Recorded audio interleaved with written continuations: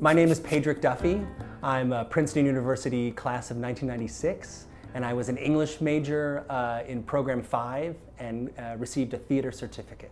I've worked at several theaters around LA. I'm a Los Angeles native, but Sacred Fools has been my home. And so I've been here now for, now approaching 20 years. Sacred Fools really is, it is in the names. We really take theater seriously. We also are foolish in the absurdist comedy that a lot of it is. And so we take being foolish very seriously. I think that's sort of how it works. At Sacred Fools, as a playwright, I've done 5 shows. One I did was called Puzzler, which was a surreal spy thriller that was about people in Berlin who are charged with piecing together the shredded Stasi files of former citizens, and then they can then go see their own files. But, most of my stuff has talking animals and little kids, and it's absurd comedy. I come from an artist family. So my mother was a ballet dancer for over 20 years, and my father's an actor. I grew up with an idea that the most romantic thing you could be was a starving artist.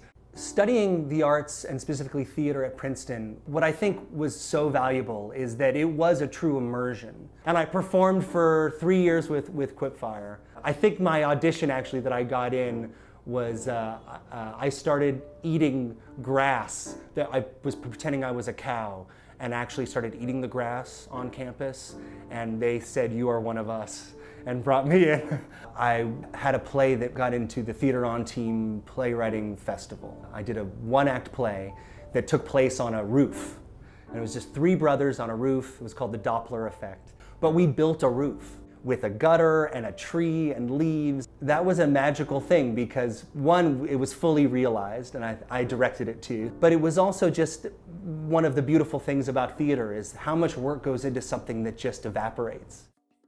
I have a 1-year-old girl and a 4-year-old boy. My wife is an actor, and so the idea of routine is both necessary and also maddening. Mornings are when I usually can do writing, work on theater stuff, and then oftentimes in the late afternoons I become a stay-at-home dad, and once they have dinner and they go to bed, then I often come back to the theater for shows or meeting, and then hopefully get a run in somewhere.